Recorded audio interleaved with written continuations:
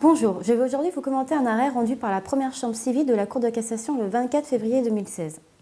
En l'espèce, une société franchisée et son dirigeant assignent leur franchiseur en réparation d'une rupture brutale de relations commerciales.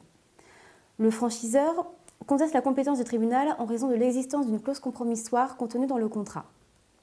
Pour leur part, la société franchisée et le dirigeant considèrent que la clause compromissoire est manifestement inapplicable à une action en responsabilité pour rupture brutale des relations commerciales. La Cour d'appel considère que l'Association américaine d'arbitrage est seule compétente pour apprécier sa propre compétence au regard de la clause d'arbitrage. La Cour d'appel se déclare donc incompétente. Le franchisé et son dirigeant forment donc un pourvoi contre l'arrêt rendu par la Cour d'appel. La Cour de cassation confirme l'arrêt de la Cour d'appel. La Cour de cassation considère en effet que c'est à juste titre que la Cour d'appel a considéré que l'appréciation de l'inapplicabilité de la clause d'arbitrage à un litige relatif à une rupture brutale de relations commerciales nécessite une interprétation de la Convention et une recherche de la commune intention des parties.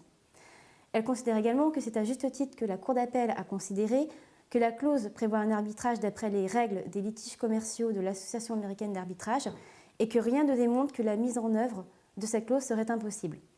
En conséquence, c'est à juste titre que la Cour d'appel a considéré que l'inapplicabilité de la clause d'arbitrage n'était donc pas manifeste.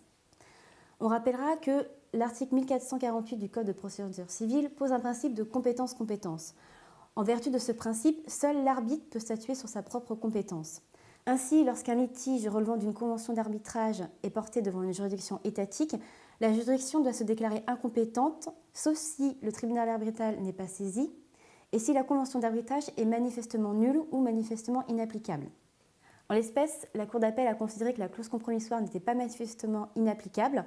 Elle s'est donc déclarée incompétente et a renvoyé les parties devant le tribunal arbitral qui devra statuer sur sa propre compétence.